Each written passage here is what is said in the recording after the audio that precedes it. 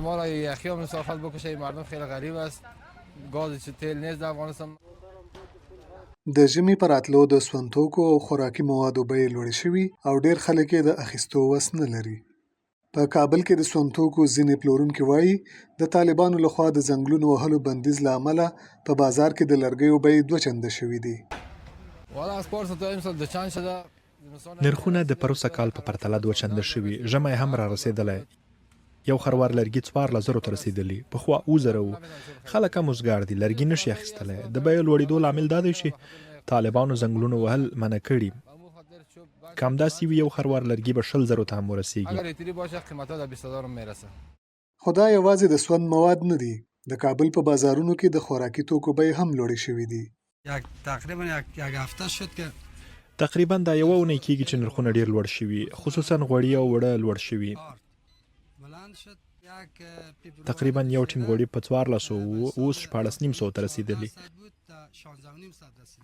یوه اونۍ دوه یې دوام وکړ، اوس بېرته 1,500 ته رسېدلي. دلیل همدا و چې په خوراکي توکو کې مالیه لوړه کړې.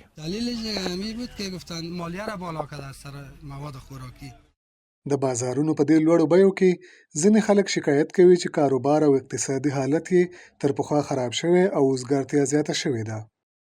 داود له خپلې مېرمنې او 2 بچو سره په دې خټین کور کې اوسېږي. هغه کراچۍ چلوي او د کابل ښار د ډېرو اوسېدونکو په څېر د ژمي راتګ او بیو لوړېدو ته اندېښمن دی. همدا 100-150 له دې نه ډېرېږي. په همدې باندې ورځ تېروو. د وزګارتیا ستونزې شته، کاروبار دومره نشته. ژمی هم راورسېده. توکل په خدای.